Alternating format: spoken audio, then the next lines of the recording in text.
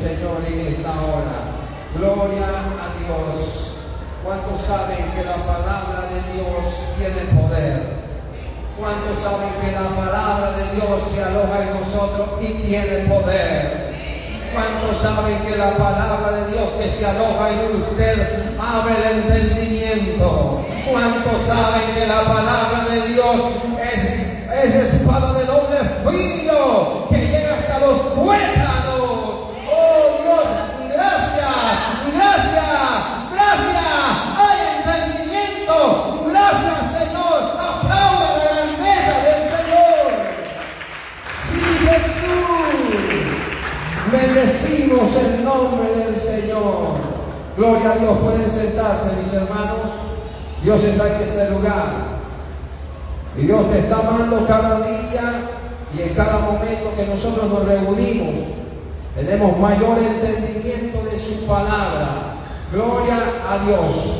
Vamos a entrar en este momento, el momento más crucial en las palabras que Jesús dijo desde la cruz, del lugar donde se dieron los hechos, que el Señor entregó su vida para darnos a nosotros la vida y vida eterna en salvación. Aleluya.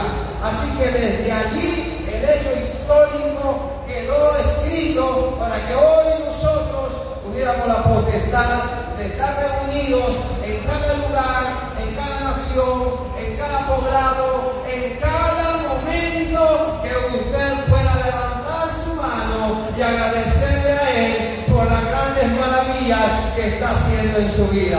Gloria a Dios. Y estamos hablando de un lugar donde el Señor, en ese Gólgota, así como se llamaba el lugar de las calaveras, el lugar más macabro, el lugar más malo, donde se llevaban los asesinos, los hombres más odiados, los hombres más crueles, donde tenían las muertes más dolorosas. En ese lugar era lo máximo en penalidad para la humanidad que moría. Así que ahí es donde se daba el castigo que se guardaba para estos peores criminales, para esta gente que era lo peor que podían pasar para morir. La palabra que salían de esa gente, de esos que estaban a la par de esa gente que eran crucificadas, eran las palabras más dolorosas, las palabras de grito que hablaban y gritaban maldición de maldiciones. Desde esta cruz, cada vez que morían estos asesinos, lo que había es palabras y gritos de maldiciones. Todos ellos maldecían por ese dolor, por ese momento, y maldecían a la humanidad.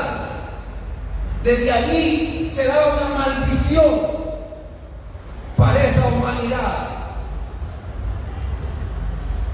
Pero desde allí también hubo alguien que tuvo que llegar a esa cruz, a ese lugar, para borrar esas maldiciones que estaban hechas para todo el mundo, para todo el pueblo, para todas las naciones. Borró lo que antes se hacía allí en palabras no de maldición, sino palabras de amor y de perdón. Por eso significa una simbología grande, donde lo más vil que se representó allí en ese lugar estaba dado a través de Cristo, quien no siendo Él ningún pecador, sino un justo, un verdadero, tuvo que ser llevado a ese lugar con un madero crucificado, como el asesino más asesino de esta tierra. Y ahí estaba Jesús, el que en vez de emitir palabras de maldición, emitió palabras de amor y de perdón. Y esas son las palabras que hoy vamos a estar viendo en esta noche, en esta hora, las palabras que fueron convertidas en frases, en 7 frases que Él habló a la humanidad, y que fue el proceso que Dios permitió en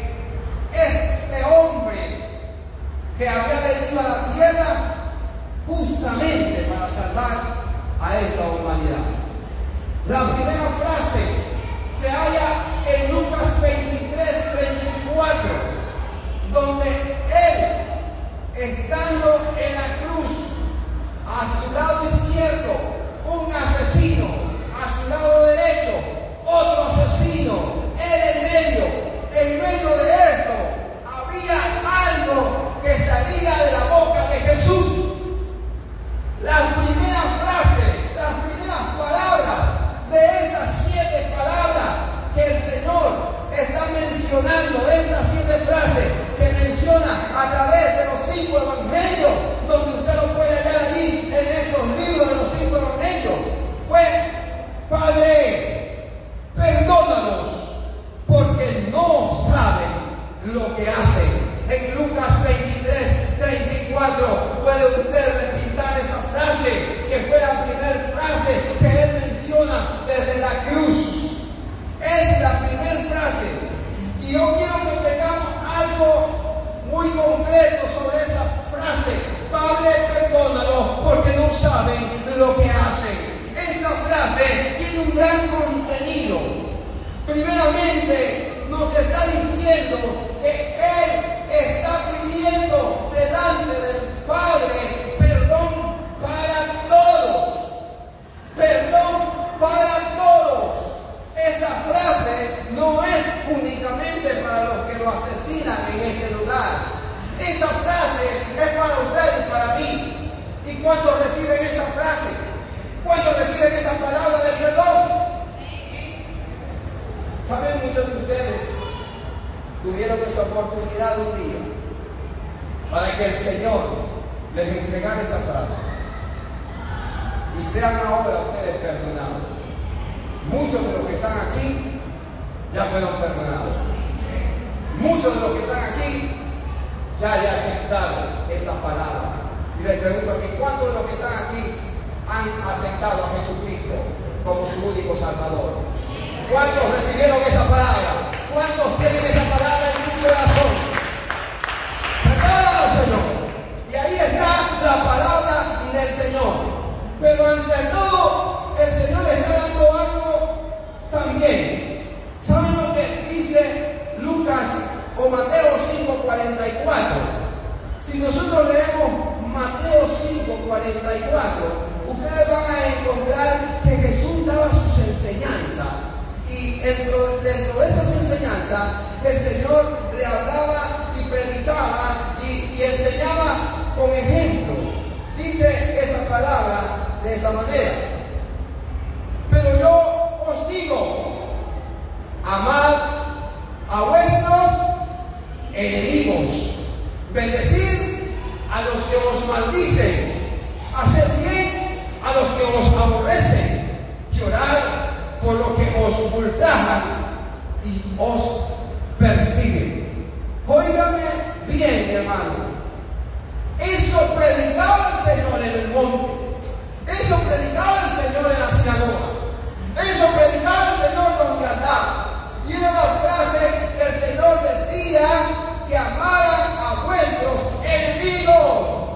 Y en vez de darle una cachetada, dice: bendecir a los que os maldicen, hacer bien a los que aborrecen, llorar por los que os ultrajan o persiguen.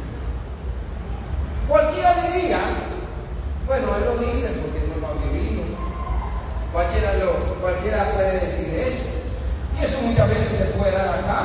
Cuando predicamos el amor de perdonarnos los unos a los otros, y cuando el que lo está diciendo no lo hace, entonces las enseñanzas son huecas, son teorías, porque no estamos apegándonos a la enseñanza, verdaderamente no lo estamos haciendo. Simplemente estamos diciendo lo que la Biblia lo dice, pero nosotros no lo ponemos en práctica. ¿Y qué ejemplo podemos ver en la cruz a través de Jesús ahora? Es que el mejor ejemplo, que lo que Él enseñaba, lo que Él predicaba, amar a vuestros enemigos, bendecir a los que os maldicen, Él lo estaba diciendo en la cruz delante del Padre para que nos perdonara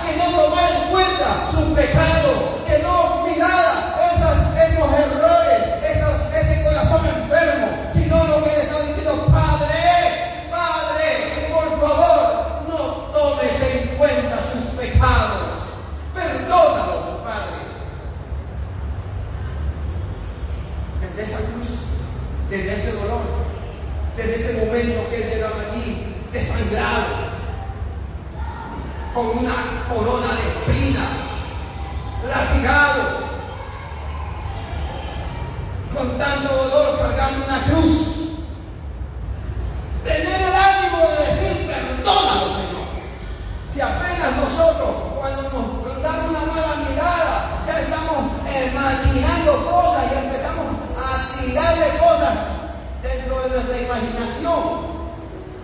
Nosotros, los hijos de Dios, los que decimos seguir sus enseñanzas, los que estamos creyendo que Él nos perdonó. Pero ¿por qué? ¿Por qué si Él nos perdonó, nosotros no vamos a perdonar a los demás?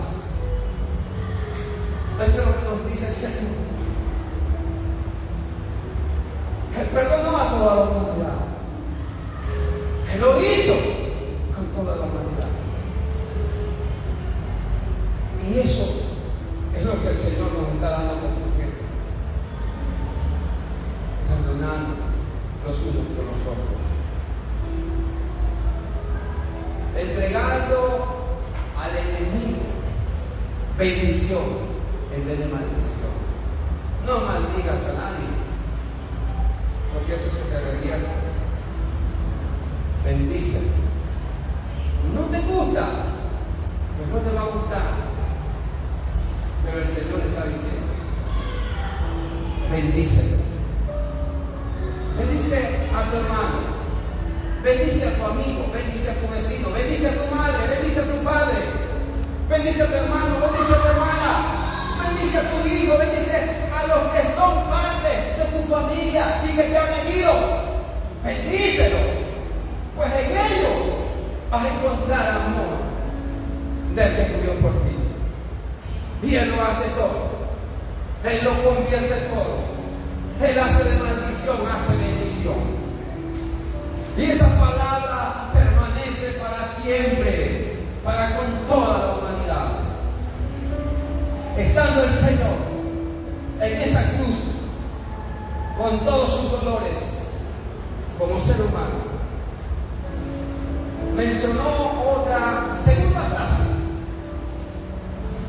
La segunda frase que Él mencionó: te aseguro que hoy estará conmigo en el paraíso. Cada frase que el Señor entregaba tiene un gran significado. Y esas frases están entregadas para que cada uno de nosotros podamos dividirlas. Porque cada frase está hecha para esta humanidad. Esa segunda frase, te aseguro que hoy estará conmigo en el paraíso, se deriva de un momento que pasaba allá en la cruz.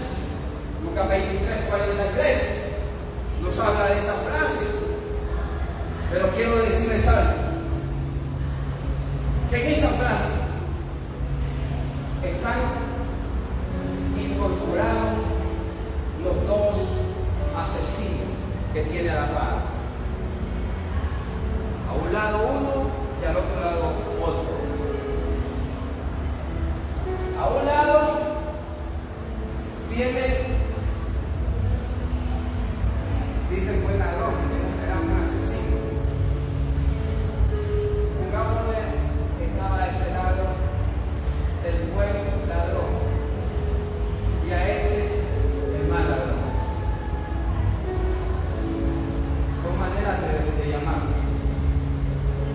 No es correcto. ¿Existe un buen ladrón o un buen asesino? Que les pregunte a ustedes ahorita. Y alguien le robe a una persona o le haga daño a una persona. Y ustedes oigan decir, ese fue un mal cristiano. ¿Hay mal cristiano? ¿O son cristianos o no son cristianos? Pero mal cristiano ni mal ladrón no existe. Si son ladrones, son asesinos, son asesinos.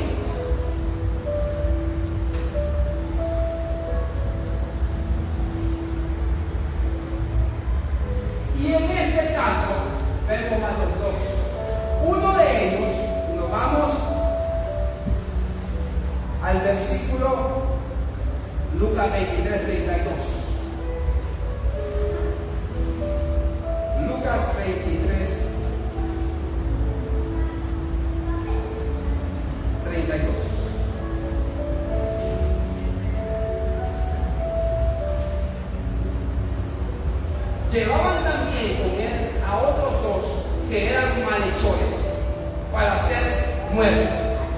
A la par de Jesús iban estos dos malhechores. Cuando llegaron al lugar llamado de la calavera, les crucificaron allí y a los malhechores, uno a la derecha y a otro a la izquierda. Allí en ese momento Jesús fue que exclamó: Padre, perdónalos porque no saben lo que hacen.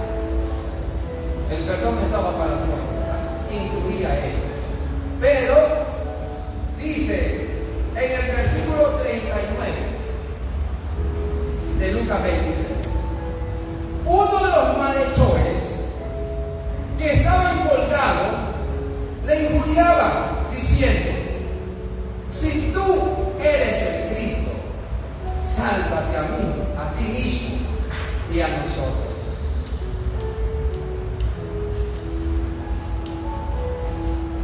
Ese asesino estaba exponiendo lo que sentía en su corazón. Estaba viendo lo material. Estaba viendo primero: no creo en ti, porque si no fuera realmente el Cristo, yo te digo algo, tú te hubieras salvado y no hubieras salvado a nosotros. Si no fuera Dios, no estuvieras así.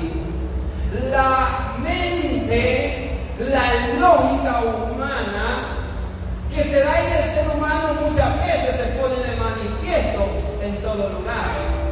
Y eso es lo que estaba pasando allí con él. Él está en este momento no viendo lo bueno que haya hecho Jesucristo. No lo estaba viendo realmente como un verdadero Señor. Lo estaba viendo como que si vos me haces lo que yo quiero, entonces tú tienes el nombre de Dios.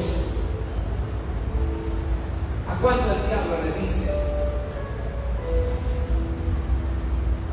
Si realmente eres cristiano, ¿por qué no haces eso? Si realmente eres cristiano, ¿por qué no mereces hacer esto? Si tú tienes la facultad de que no vas a caer en pecado, pasa por ese lado. Sí, voy a demostrarle que yo soy cristiano y tengo una fe en el Señor y me voy a meter allí. Y resulta que al meterse, te das cuenta que el enemigo te estaba trabajando para invocar. ¿Y cuántos no han caído en esas trampas? ¿Qué dice la palabra de Dios? Cuando estés en una situación difícil, que veas que estás en riesgo en tu vida espiritual, dice: huye, huye. Y eso no es de cobarde, eso es de valiente, porque estás aprendiendo a ser sabio, aprendiendo a poner la sabiduría que Dios te da a través de la Escritura, a usarla cuando se debe usar. Pero cuando te dicen: ve y predica en aquel lugar, vamos, lleva la palabra, y tú dices: no, porque mejor evito, porque tengo temor, y empiezo a poner argumentos. Porque no crees que el Dios poderoso va contigo. Ahí sí es donde el Señor quiere que sea valiente, que arriesgue, que el reino de los cielos es de los que pelean la batalla, es de los valientes. Y no confundamos nuestras mentes, porque el diablo siempre va a tratar de confundirnos y ponernos ideas que no son correctas. Y es allí cuando el cristiano muchas veces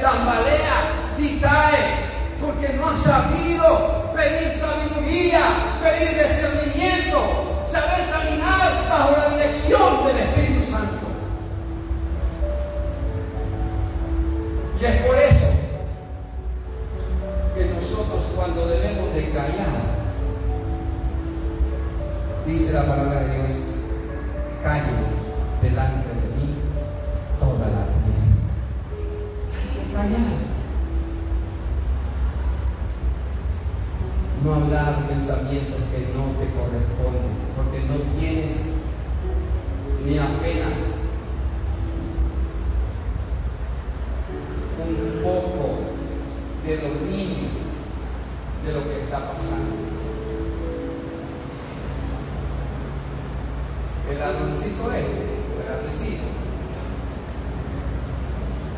se creyó hablar más o ser o denigrar al Señor. Pero ¿qué pasó con el otro que estaba al otro lado? Dice después, respondiendo el otro, le reprendió diciendo: ¿ni aún temes a tu Dios estando en la misma condición? Nosotros la verdad justamente padecimos, porque recibimos lo que merecieron nuestros hechos, mas ningún mal hizo. Oiga qué precioso cuando uno reconoce el error que ha hecho. Qué precioso es cuando uno logra decir: yo hice lo contrario. Yo acepto que fui el que cometí este error que no debía haber cometido, porque la palabra lo dice. Muchos de nosotros no nos gusta aceptar los errores.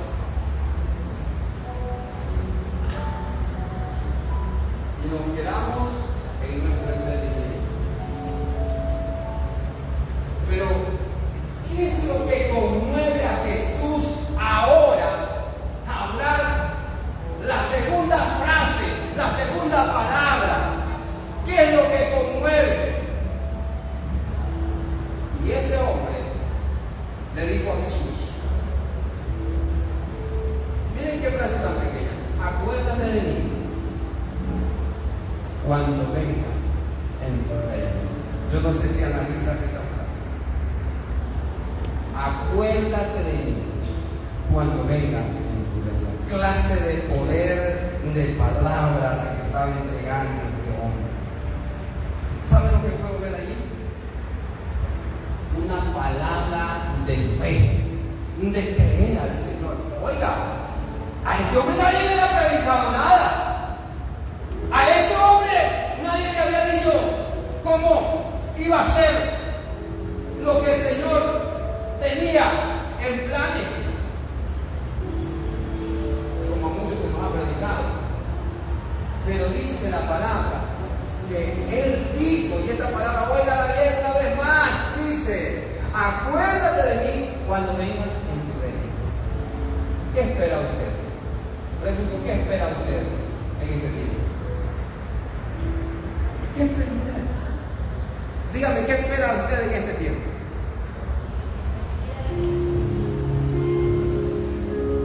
Pues eso estaba diciendo el Señor.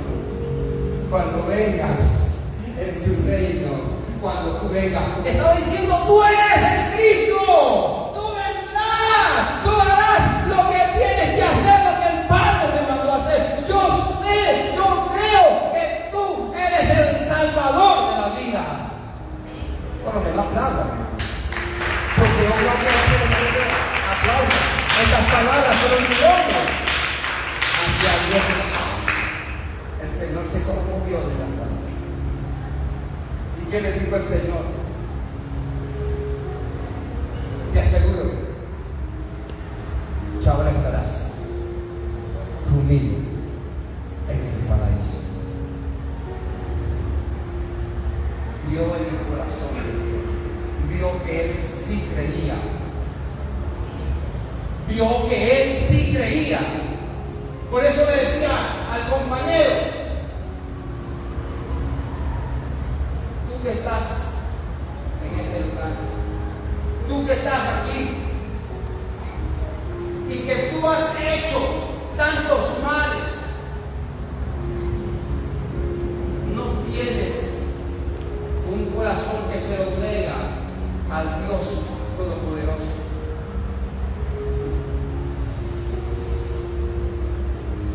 Cuando le dice: nosotros la verdad justamente padecemos porque recibimos lo que merecieron nuestros hechos, mas ningún mal hizo.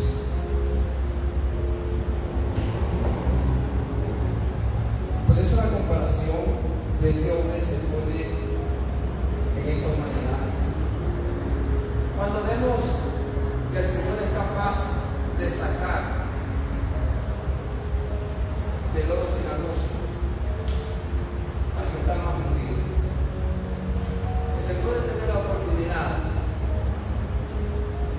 podía entrar directamente en el cielo. Y aunque ustedes lo vieron todo el tiempo, siendo un ladrón, siendo un asesino, y ustedes estuvieron dentro de la iglesia y pasaron aquí adorando, van a ver que ese hombre tuvo la oportunidad de ser salvo. Y ustedes que estuvieron acá y estuvieron en este lugar, pero no estábamos haciendo la voluntad del Padre, vamos a tener algo contrario a lo que tuvo el Señor. Por eso debemos de estar claros, de vivir claro, de vivir verdaderamente examinando nuestra vida delante del Señor, pidiéndole perdón en la humanidad, hablando con Él, porque esta vida, mientras usted tenga vida, hay más riesgo. No crea que usted tiene más vida y entonces usted tiene, tengo la oportunidad, tiene más tiempo. Y en algún momento se va. Pero también usted puede estar acumulando pecados ocultos. Llega el momento en que la muerte te sorprende. Y te fuiste así. Y aquí venía todos los días a la iglesia, y aquí oraba, y aquí cantaba, aquí estabas en el ministerio de alabanza, estabas en las prédicas, estabas en el servicio en todo lugar. ¿Y qué pasó? ¿Dónde estaba tu corazón? ¿Sí? Nos manda el Señor a que hablamos de ese corazón como lo vio ese hombre. No nos pongamos al otro lado como lo hizo aquel asesino que en ningún momento reconoció al Señor. Luego de esto, el Señor menciona otra frase: mujer, ahí tienes a tu hijo. Luego dijo al discípulo, al discípulo, ahí tienes a tu madre. Juan 19:26. Nos habla de esa parte importante. Y oiga bien, el 26 al 28. Cuando vio Jesús a su madre y al discípulo a quien él amaba, oiga bien, que estaba presente, dijo a su madre: mujer, he ahí tu hijo. Después dijo al discípulo: he ahí tu madre. Y desde aquella hora el discípulo la recibió. ¿En dónde? En su casa. Nótese algo. La Biblia nunca menciona que Jesús le dijo madre a María. Le decía mujer. Mujer. Y lo que ustedes están viendo a través de esa frase, mujer, ahí tienes a tu hijo, luego al discípulo, ahí tienes a tu madre,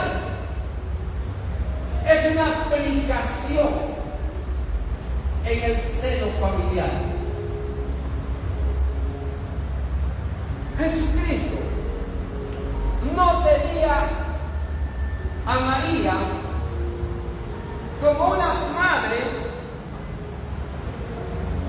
de la cual él iba a estar viviendo junto a ella, como todo hijo que iba a ver morir a su madre. No, esto fue al revés. Pero él entregaba a uno de los discípulos más jóvenes, a Juan, y él tomaba la responsabilidad de que él se iba, pero iba a entregarlo a un hijo. Un hijo que estaría a cargo de esta mujer. Y vemos ahí la representación de la familia. La madre cuida a su hijo y su hijo honra a su madre. Juan fue el discípulo más joven, y de los 12 discípulos, Juan fue el último que murió. De los 12 discípulos, Juan fue el último que murió. Juan tuvo la facultad de ver el fin de este mundo a través de la visión, donde el Espíritu Santo de Dios lo llevó a ver. Juan tuvo grandes facultades, grandes honores. ¿Y saben por qué? ¿Y saben por qué Juan tuvo eso? Si usted se va a Efesios, capítulo 6, versículo 2. Vamos, del 1 dice: Hijo, obedeced al Señor a vuestros padres, porque esto es justo. Y el 2 dice: honra a tu padre y a tu madre, que es el primer mandamiento con promesa, para que te vaya bien y seas de larga vida sobre la tierra donde tú pones los pies. Entendemos por qué Juan fue el hombre que más tardó sobre esta tierra. Fue de larga vida. De los 12 discípulos, él fue el que murió más viejo, el que dilató más tiempo, el que se le dio la visión, el que dio el final de esta humanidad. Honró a la madre que Jesús le estaba poniendo. Le honró para que sea de larga vida. Y él cumplió su deber.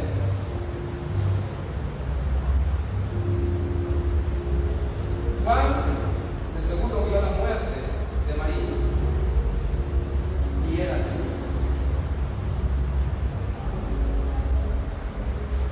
Mujer, que ahí a tu hijo.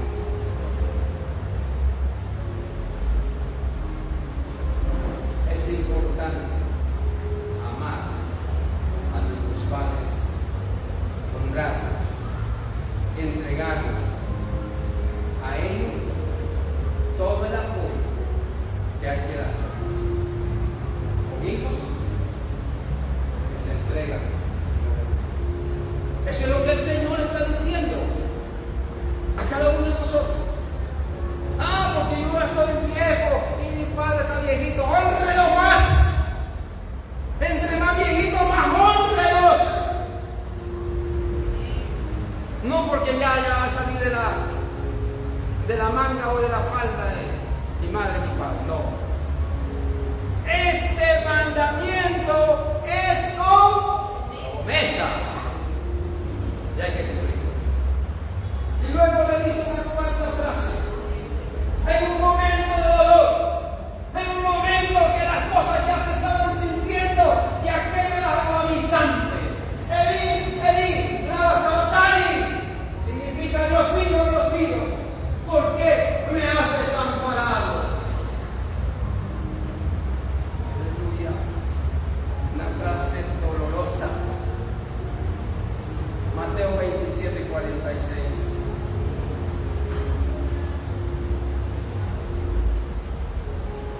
La palabra de Dios nos lleva al proceso difícil de Jesús, pero que era necesario pasar.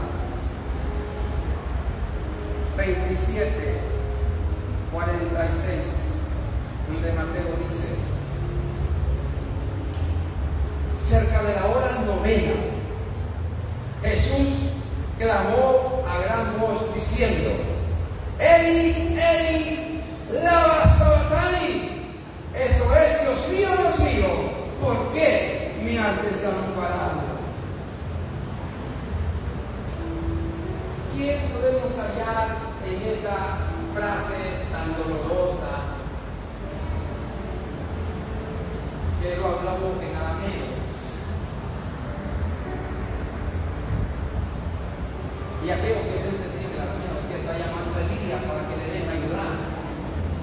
Estaban perdidos. Por eso nosotros no hemos de hablar más de la cuenta. No hablemos más de la cuenta. Y se estaba viendo conmigo. El que Dios habla.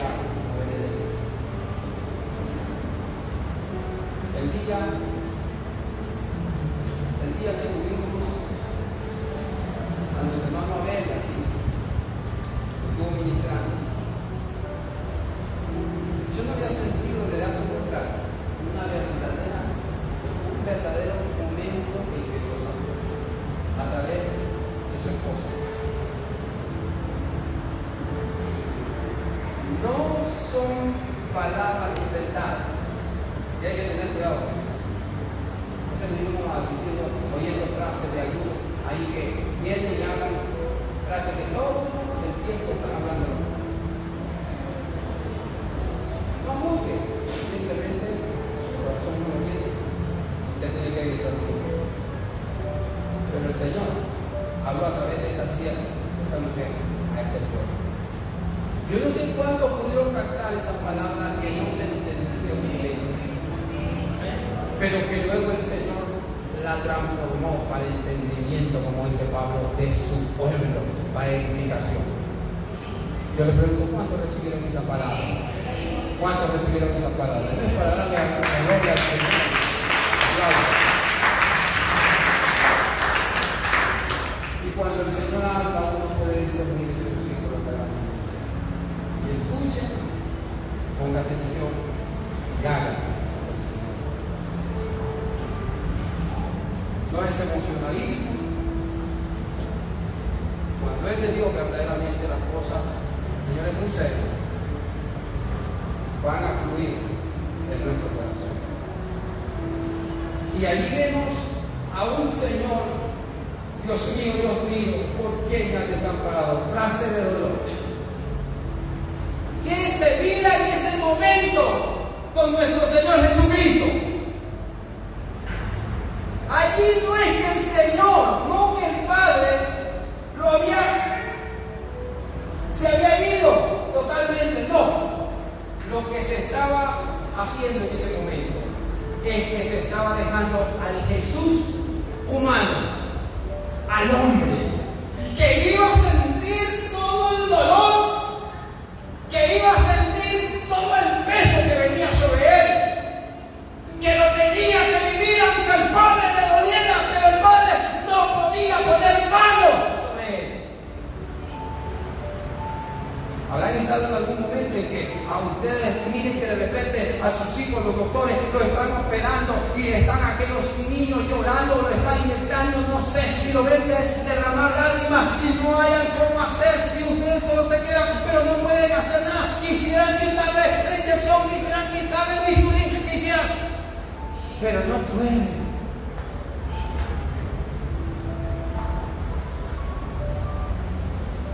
Por amor a cada uno de nosotros, tuvo que doler, tuvo que vivir, tuvo que sentir. Cuando nos metemos en la profundidad de esto, de lo que Jesús hizo, más de que oír una historieta de que Jesús fue muerto en la cruz del Calvario y esto y el otro, como que lo pasamos y lo hacemos ya como algo pasajero. Lo que el Señor hizo nunca se va a comparar con nada. No tiene precio. No tiene precio. El dolor que estaba en ese momento pasando Jesús era para demostrar que Él ya no estaba como Dios, sino como hombre. Y tenía que pasar. Tenía que vivirlo. Llegó el momento en que Él, desesperado, dijo esas palabras que echan de ver que eran de hombre, que dolía, que sentía, pero a través de ese momento se estaba dando algo importante en nuestra vida. Se estaba poniendo la cura en la llaga. Se estaba poniendo aquello que necesitábamos para que nosotros fuéramos salvos. Estaba en ese proceso de dolor. Pero luego viene la quinta frase. Es otro acto de hombre. Tengo sed. Tengo sed. Lo vemos en Juan 19:28. Juan 19:28 dice: después de esto, sabiendo Jesús que ya todo estaba consumado, dijo: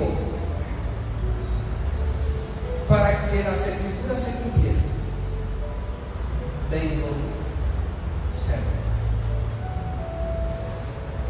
Tengo sed. Y estaba allí una vasija llena de vinagre. Entonces ellos empaparon en vinagre una esponja y poniéndola en un sopa, se le acercaron a la boca. Cuando Jesús hubo tomado el vinagre, ¿qué dijo? Consumado es. Juan 19:3. Ustedes pueden ver en esa dos penúltimas frases que él estaba solo. Estaba Jesucristo mismo entregándose por nosotros.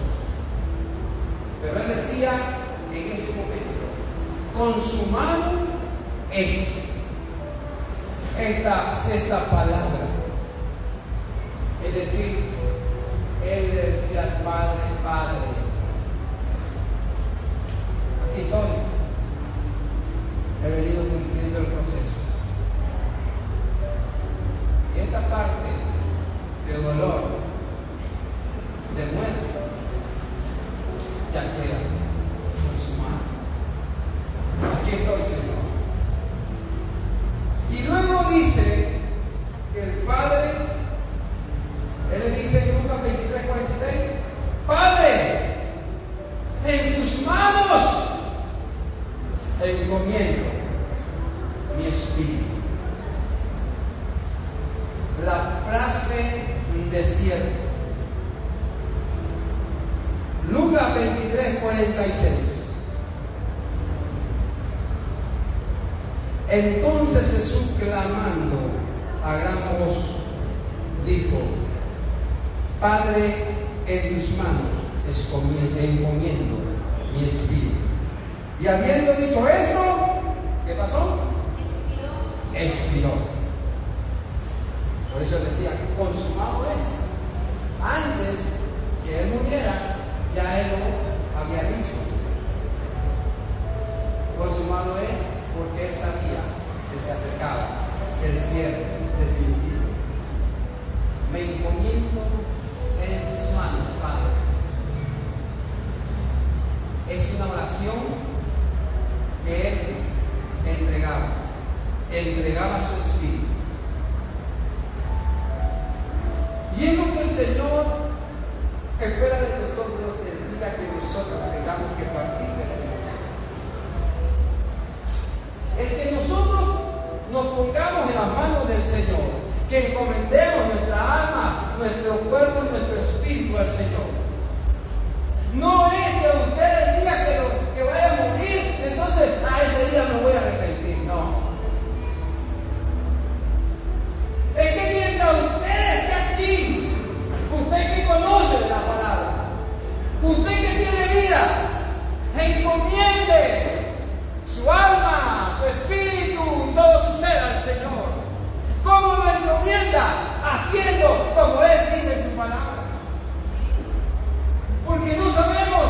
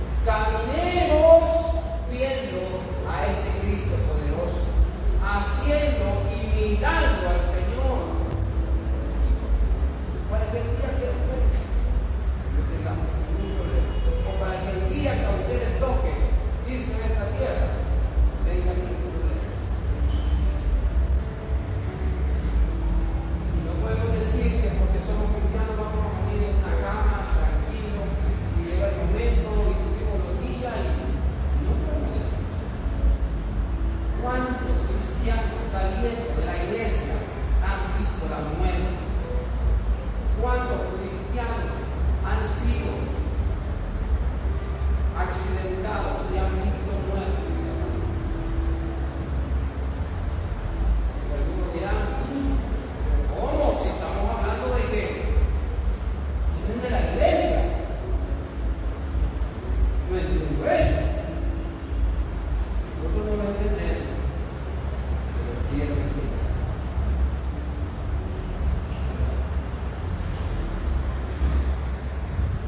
Y en ese momento, usted no tiene más tiempo que lo que pueda demostrar hacia atrás. Cayó en su error. Como cristianos tenemos errores. Somos débiles. Pero hay aquel que deje sembrar esa semilla y que la deje germinar. Hay aquel que no le interesa el error que haga, porque va a sembrar cizaña en su corazón, va a sembrar amargura en su corazón, y le va a ser más difícil cuando usted haya alojado tanta cizaña en su vida para deshacerse. Mejor es arrancar de raíz y buscar cómo esa cizaña no siga creciendo en nosotros. Es importante que yo pueda decir, Señor, si tú vienes ahora, yo mi vida te la entrego y encomiendo mi espíritu, encomiendo mi alma, encomiendo mi cuerpo, encomiendo todo eso. Eso le dice cuando usted está luchando, cuando usted está peleando, cuando usted está batallando. Padre, en tus manos encomiendo. Y es lo que el Señor nos está diciendo ahora. Nosotros hemos recibido todo ese sacrificio, hemos recibido todo ese dolor, hemos recibido o hemos aceptado a ese que murió por nosotros. Ese no lo hizo en vano, porque los que creen que el Señor lo hizo en vano no estarán con él. Ese gran ejemplo de aquel ladrón tiene mucho que decirnos. La palabra de Dios dice: unos estarán a la izquierda y otros a la derecha. ¿Quiénes serán tomados? Los de la izquierda o la derecha. De la diestra a la derecha. Porque los va a apartar. Es feo, ¿verdad? Que fuera que venga para acá y se va para la izquierda, usted para la derecha, usted para allá, y me tocó a mí, y se puede ni pasar. Esto no es como aquí. Ahí estará ya en el lugar que va. Peleemos la batalla, mi hermano. No se asusten, peleen la batalla. Estamos con vida, y mientras tengamos vida, también tenemos la esperanza y la fe en el Señor. Todo es batallar, todo es pelear la batalla, como dijo Pablo. En ese tiempo de Dios tenemos que ser diferentes. Nombre, Señor, levantamos en esta iglesia tiempo de Dios. Padre, permite que tus hijos y tus hijas, Señor, puedan caminar de acuerdo a tu voluntad, que tengamos obediencia, que tengamos humildad, que aprendamos a perdonar, que aprendamos a caminar y a honrar, Señor. Oh Espíritu Santo, que aprendamos, Señor, a entregarte en momentos de aflicción, en los momentos difíciles, decir: Padre, aquí estamos haciendo tu voluntad. Señor, aquí estamos, aún cuando pasemos dolor, Señor,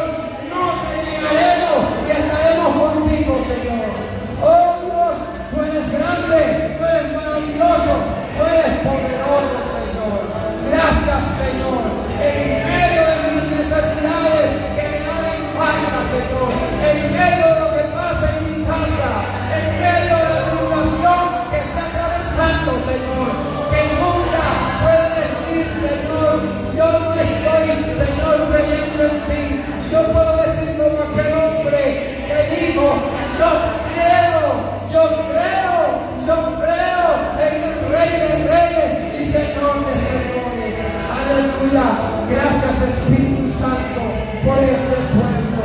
Padre, que al final de nuestros tiempos, que al final de nuestras vidas, tú recibas, Señor, a cada uno de nosotros.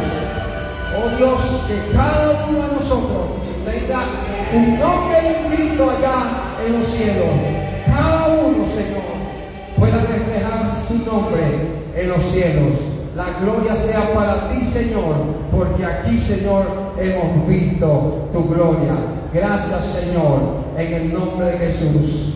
Honre con aplauso al que murió por usted y le salvó su vida eternamente. Gloria a Dios.